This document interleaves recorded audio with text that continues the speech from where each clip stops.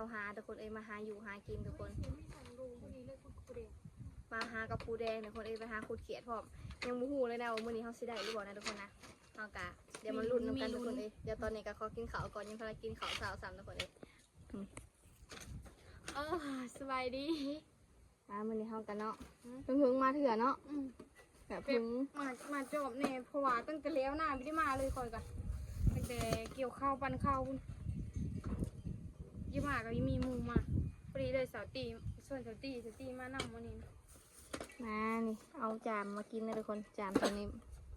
อุดหนุนกันเดี๋ยวขอโต๊ะกินข้าวกันทุกคนเดี๋ยวพากันสิไปลุยกันต่อนะ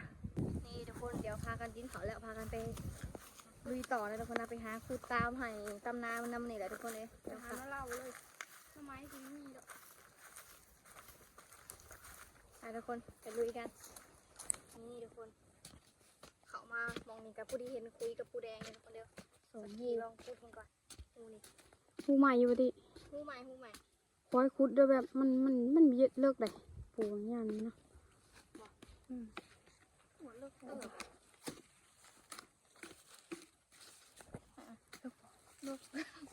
ิกละมันสงสัยมันกินดินแดงกินดินทรายชับเมื่อก่อนทำไหมนะมีหัวอยู่ก็เลิกกระโดดปกติกระปูแดงไม่ได้เลิกนะกระปูนาก็เอานามาเองเคยอยู่ป่ะมาดีเอามาอยู่คนดุเลิกเติบเลยเลิกกระโดดมีคุ้งอยู่เนี่ยบอกไม่หูกบยีดงก็มีดาวันกบเลิกกระโดด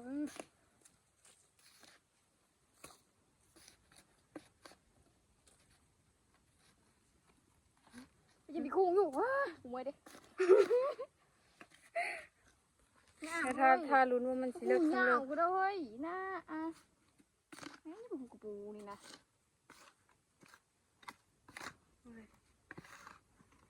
มีคุ้งอยู่ค่ะคุ้งแล้วได้ไหมคุ้งแล้วค่ะย่างได้หายเสาหาเผื่อเป็นคนเอานะผู้เชี่ยวชาญสกีขุดคุ้งเลยแม่นบ่เฮ้ยเลิกโนจนจะชุดดำเสมความเลิกของมันแม่นบ่เฮ้ย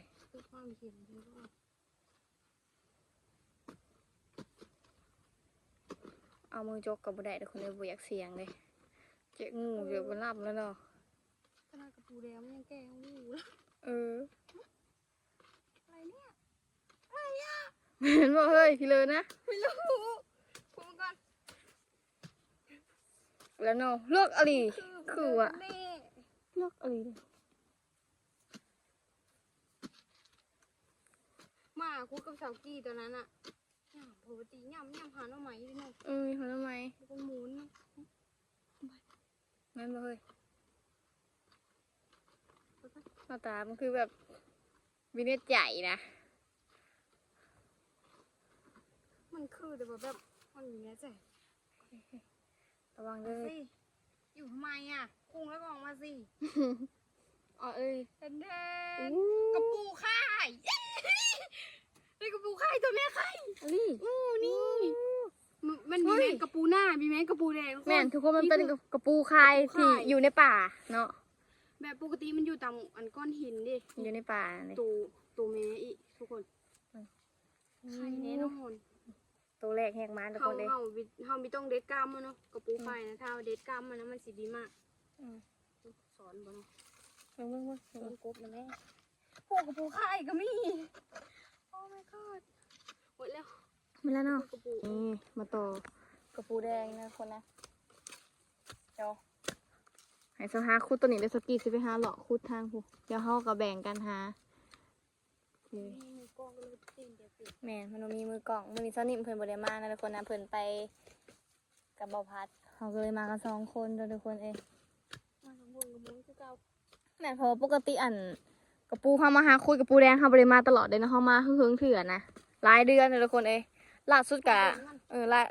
ล่าสุดกะถูกแหละเดือนตอนนั้นไม่ปีกายนี่นะเดินนี้คือเดินเก้าปีกายนี่เนาะ ามมาโจกคือว่า อืม ยามนั้นน่ะได้ประมาณ7-8ตัวไว้แล้ว มันเยอะหลายยามนี้น่ะแบบมันขึ้นอยู่เทิงเลยค่ะมันก็น่าจะมีหลายอยู่คันเฮาหาเป็นได้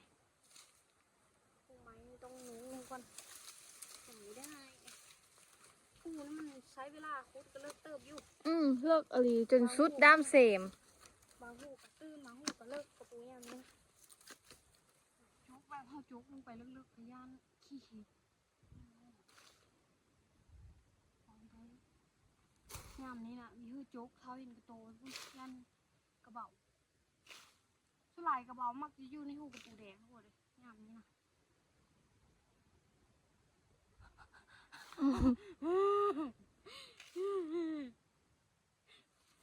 ได้ไหม ไปละยาน เห็นนี่บ่ซับไปเลยแกะไงมันซับออกหมดแล้วนะ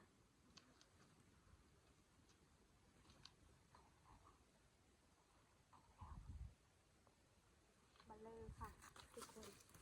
เดี๋ยวก่อน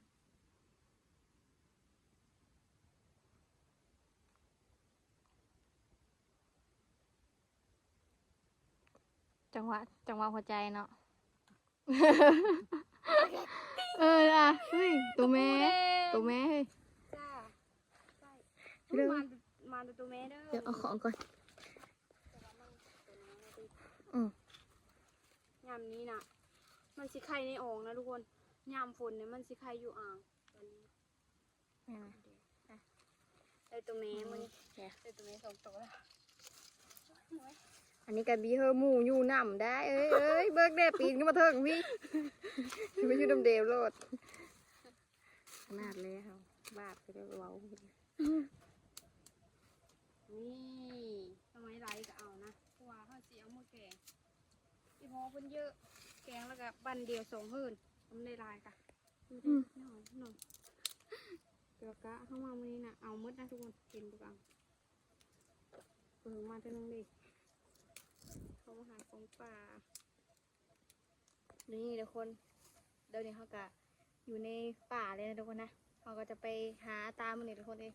ได้หยังก็เอาได้หน่อไม้ก็เอาได้กระปูก็เอาทุกคนเองเพิ่งเขาสิมาเถื่อนะมาหาอยู่หากิน แบ่งกันทุกคนมาหากินมื้อนี้2 คนกระหมวนได้คือกัน ได้หลายกะแกงเพื่อนมันบอกเลย แบ่งแล้วก็แบ่งเอา แกงเยอะๆแบ่งเอาบอกหาหน่อไม้ได้หน่อเราเอานะเพราะว่าเฮาสิไปให้ลุงกูอีกไปเบิ่งมันมาบุกวันนี้อันเขาให้โค้งมา มาละมื้อนี้เขามา ต็อยู่น้ำทาง มื้อนี้เขามาขุดมันต้นทุกคนเอง เห็น มันคุณมันต้นหลังกับมันแก้วเขาแม่สำคัญทุกคนเดี๋ยวเขาสิไปเจาะเบิ่งเขาเจ้านำเดี๋ยวเขาสิ ไปคุดได้ ไปขุด มันแก้ว ไปตูดมันแก้วเขาเดี๋ยวเขาไปอันนี้ก็ ลูกหลีลูกเลย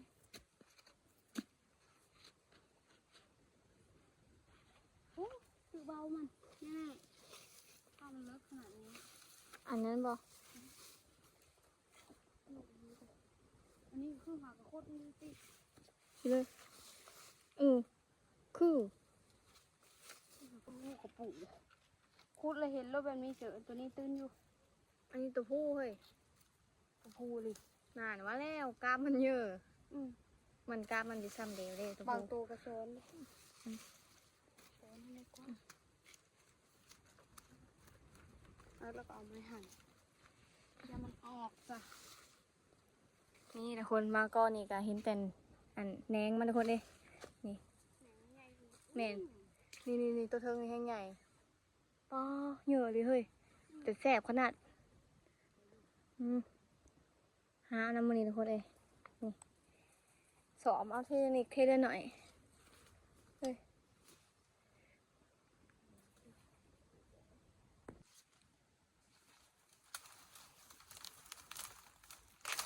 มันก็ เฮ้ยนี่อ้อมพี่แล้วอันนี้อ้อมพี่แล้วยังเฮ้ยอันนี้ มันชิเลอ เฮ้ยยาวโพูดว่ะมันยาวโพูดไปเอาไว้กันเนาะอันนี้แหละ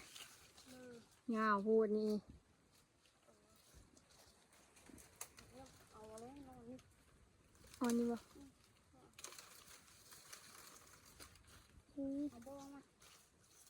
ทำไมยามนี้ไม่กินบ้องมัน นอกมันขันท่านก็ได้กินนี่นะแกงท่านอยู่นี่ อืม โอ้โหตี ลายลีน้อง กอเดียวน างสอมก่อนทุกคนเอ้ย ป้ากอนี่หมานแห้ง เนาะ เอาละคนมาตอบมาผมบ้องเยอะๆทั้งหมดค่ะบ้องเยอะทั้งหมด จะตัดแก่ลาย โป้งเยอะอันกอนี่หมานเนาะหายังอยู่แหงมันน้ำดีพี่เห็นมันเลยแบบมันเขามันซ้อมพร้อมเดียวติ๊กพี่เห็นเลย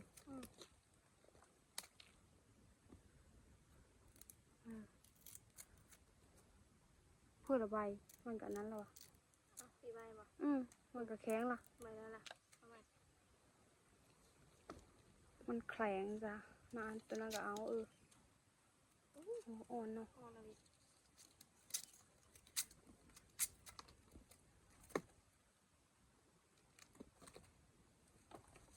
อ่อนๆอยู่ทุกคนเลย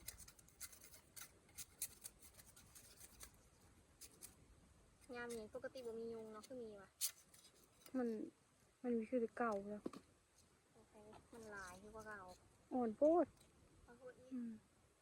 แกงไม่ได้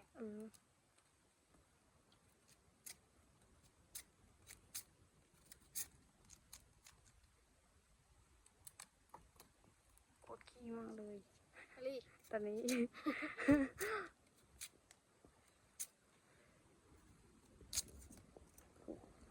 มันเป็นเม็ดผู้ใดเลยความสูงของมันนะประมาณเม็ด2 เม็ดหรอเม็ดหนึ่ง เม็ดนึงกินหลายทุกคนเลย 2 เม็ดผู้เละ2 เม็ดพอดีว่า เนาะ มันสูงขึ้นไปเลย นี่ก็เดินนึ่งเข้ามาแล้วนะเดินนึ่งเข้ามายังได้กินหน้ำไม้ไหลอยู่ขันถ้าเฮาไปหาเฮาดูหากะได้กินถ้าขี้ค้านอยู่เฮินกะไม่ได้กินอยู่น้องคนขยันนะทุกคนได้กินของป่าแบบหาหยะแบบนี้นะก็ถ้าเฮาอยู่ตามตัวเมืองกับว่าไปอีกอย่างหนึงเนาะเพราะว่าไปซื้อเอา เดี๋ยวทางนี้แบบเขาหา ถ้าด้านเฮาอยู่บ้านนอกแท้ๆนี่ก็เฮายังขี้ค้านไปหากะไม่ได้กินเท่านั้นเลย นี่นะว่าแต่ละปีกับสาวหากับตะกี้ก็มาหา มาหาแบบ สองคนนี้ล่ะ ยำนี่มูนแต่ว่าออกไปนี่ถ้าบางวงได้ไปหาเกตกับไปหาไอ้เนาะมื้อนี้มาลาโดยเฉพาะ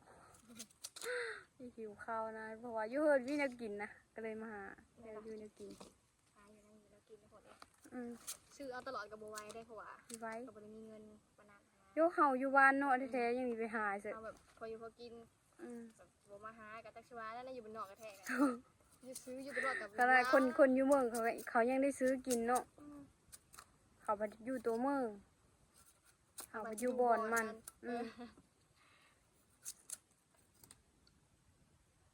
แต่ว่าคือว่าแรกคู่มือนี่แบบมันก็ไม่ได้หลายคือแต่เก่านู่นแต่เก่าเจอห้างว่าข้าวเดียวก็พอเวลากับปูแดงนะแล้วก็ตื้นพร้อมซ้อนพร้อมบางคุยกับ3 ตัวบางคุยกับ2 ตัว เดี๋ยวนี้มันไม่ใช่เก่า คน มัน หา คือแต่เก่า หลายคนเอาไปขายแห้ง ผู้จะอนุรักษ์เว้นกับอนุรักษ์เว้น กูจะขายก็ให้กระเต็กกว่าคนอนุรักษ์อีก แบบคู่มือนี่มันมีแต่เงินดิเงินทั้งนั้นเขาก็เลยคุดไปขายแน่ กินแน่ อืม แต่อันนี้ยาว เอาบองมันเอาโลนัทหลวงก็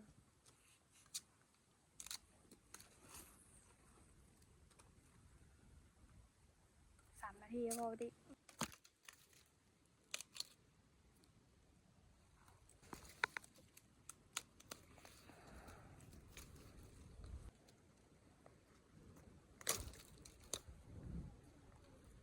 ปลานี่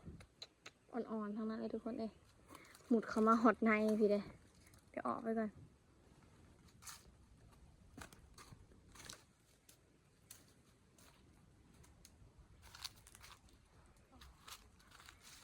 กอจะกอ1 2 3 4 5 กอเนาะได้ฉัน ปลาหลายเลยทุกคน หาเลาะแคมโพยนี่ยังมีหลายกออยู่ปูกับปูแดงกะแบบคุยได้เข้ากับลุ้นไปอยู่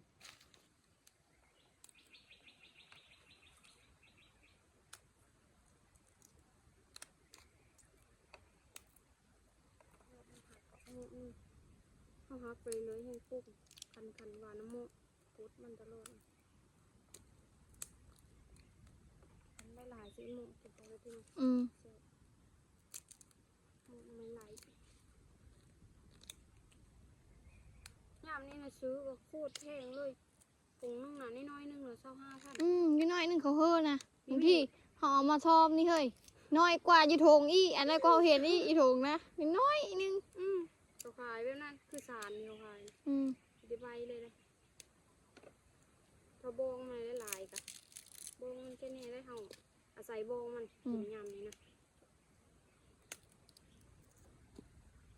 เอาไว้กับมันถอดโบงมันใบง่ายกว่ายำผุนจะก็ผุนยาวๆสิละยำนี่ก็ปล่อยก็จะเอามามันผู้เฒ่าผู้แก่แล้วเก้าก็ยี่จับตัวไม้ยำนี่ใบง่าย นี่ขึ้นเอาเลยทุกคนเอ้ย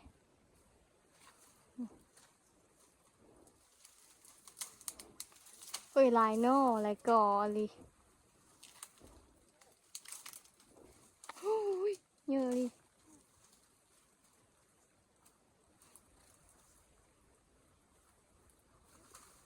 โอ้โอ้โอ้โอ้โอ้โอ้ฮัก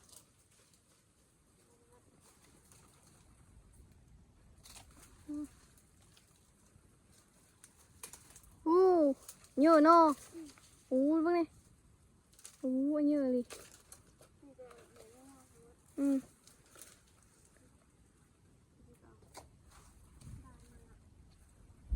เฮ้ยคือส่งละเมิดล่ะ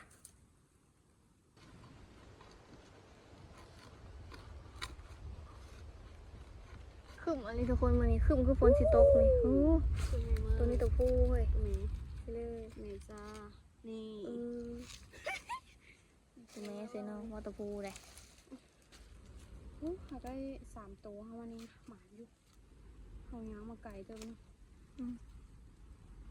พูดไปเลยก่อนกินข้าวนะ เงา ย่างบอกกันย่างนะคุณ นี่ได้เลยทุกคน หมาเฮามานี่คู่สู้กับเขาไม่ได้คู่ อืม ตัวนี้ไงทุกคนน่าจะสอนเขาไปตัวเห็นกล้าม4 กล้าม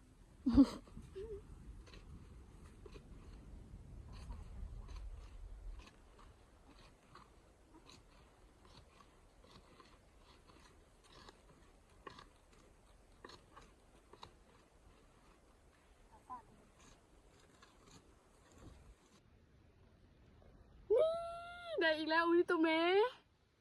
อันได้ชุดก่อนเลยตัวผู้เนาะได้ค่ะทุกคนนี่คือซ้อนจริงค่ะนี่ก็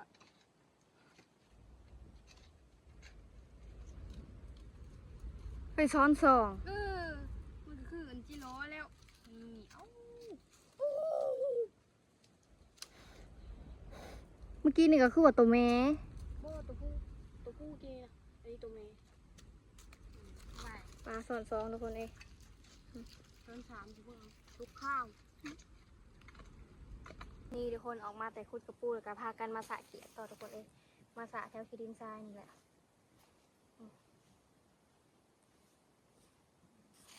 ได้อยู่ทุกคนเองสระเมื่อกี้นี่ก็ได้อยู่เอามาขุดเอาแถวตามคีดินทรายทุกคนกระปูแดงล่ะเดี๋ยวหาขุดเอาแถวนี้ทุกคนเอามือปาดไปนี่หาอยู่หากินตามธรรมชาติเดี๋ยวระวังไงนะเจ๊เจ็บมันงอด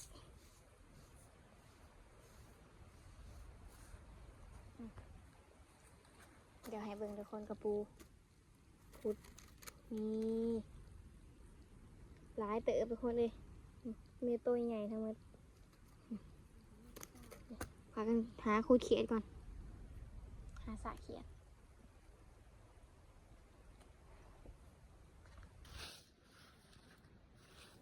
สระเอานะทุกคนนะ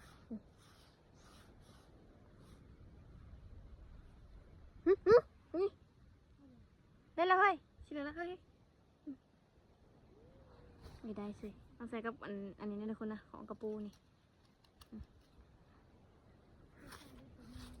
ได้หลายอยู่เด้2-3โตแล้วคือว่านี่ทุกคนเห็นอีกแล้วนี่เห็นแล้วนี่สระตามขี้ดินทุกคนหัวมันก็สิโผล่ขึ้นมานี่เครียดหน่อยเอาหยัดใส่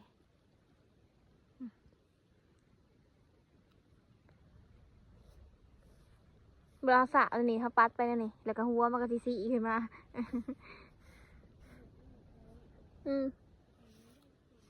ไปสิก็หากินได้อยู่เนาะเฮากะ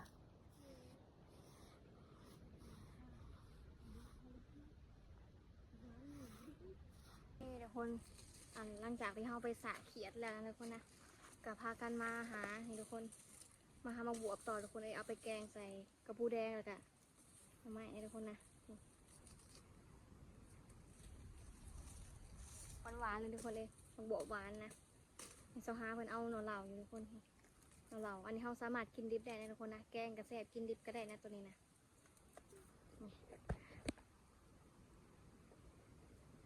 มาน้ำอันนี้แค่นี้เลยกินดิบก็ได้ทุกคนเลยเขาสามารถกินดิบได้นี่ทุกคนหลังจากที่เขาไปเอาของบวบแล้วทุกคนสิพากันไปหายานางต่อทุกคนไปหายานางแล้วก็พากันเห็ดไปกินข้าวต่อตอนนี้มันเมื่อยแห้งทุกคนเขาย่างแบบบุมาย่างบุปลามายุ่งกับลายนิดหนึ่งพากันมาหายานางเลยทุกคนหายานางแล้วก็จะพากันเมื่อก่อนคนอื่นกันนี่งามเนาะกินข้าวแล้วพาเดี๋ยวมือเนาะนี่ทุกคนเขาก็มาหอนเทือนเป็นทีเรียบร้อยทุกคนให้แม่เซาฮาเป็นคนใบนะนี่มาทางนี้กันเขากำลังเสียสมกินนะทุกคนเห็ดสมเมียงกินเอามาทุกทีเราจะมากระถิ่นมา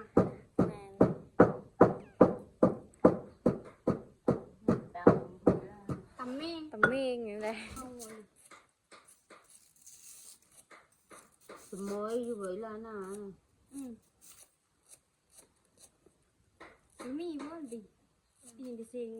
hang mà กา bờ เลย nào này ยังแห้งแล้ว luộc và คือเขาเอาไปขายบ่ล่ะโอ้ยพี่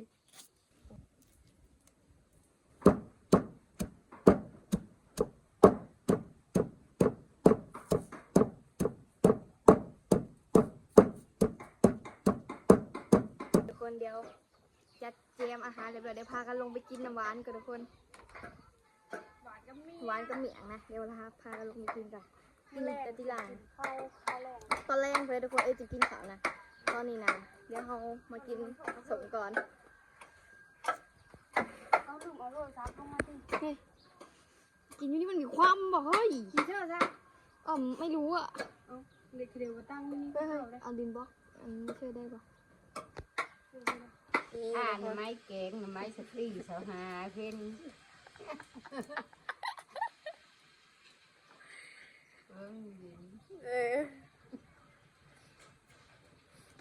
กินเมียงแล้วกันทุกคนเลยขึ้นมาเบิ่งป้าแกงน้ำมันทุกคนนะ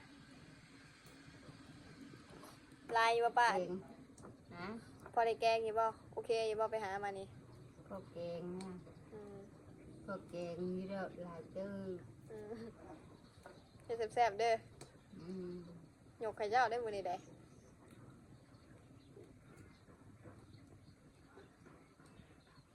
kẹn cái mi lại ăn như rồi ba tập chu đen กับปูแดงแล้วก็อันนั้นเด้ vô โบก nó lau ทันแล้วทำไมแล้วก็ทันแล้ว xếp vào nó บนป่าบนดงบนคักนั่นเลยได้กับใดนี่กะ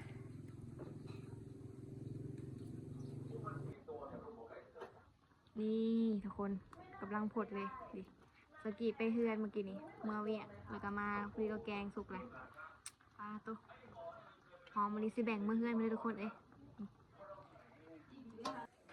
บอกกินอยู่นี่แล้วก็เมื่อกินเถินแกงหน่อไม้หน่อเหล้าคนกัน หรือยังไงง่าไหมบอก ฟางมันกระตาเขานี่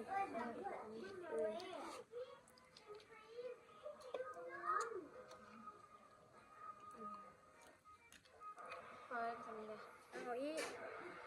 เอาอะไรหลายคน เอาเออ อืมพอแล้ว ซื้อน้ำมันนี่ หลังที่จะหาปลาเค็ม ไปหาน้ำเดียวหัวหูหมูตาเขียวจริงจ้ะ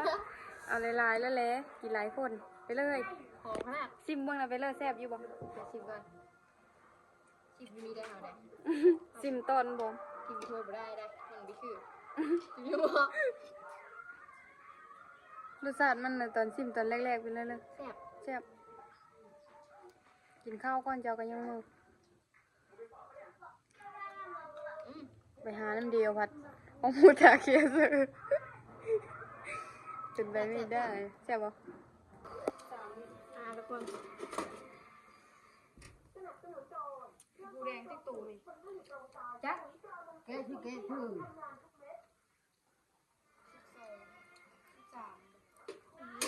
จะ เราก็น้องไม้คนเดียว ตั้งไม่เทียบอยู่แล้วอ่ะนี่ก็ฟัง แบบ เขาก็มีเอา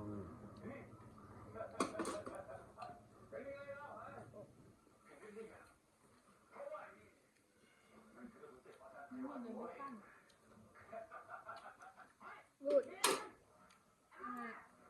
ไอ้พวกนี้ตั้งมันไม่เลยมาได้กินข้าวเหลือเด้อนั่นทุกคนเดียวขอโตวกินข้าวก่อนทุกคนเด้ไว้เจอกันใหม่คลิปหน้าวิดีโอหน้าทุกคนเอ้ยบ๊ายบาย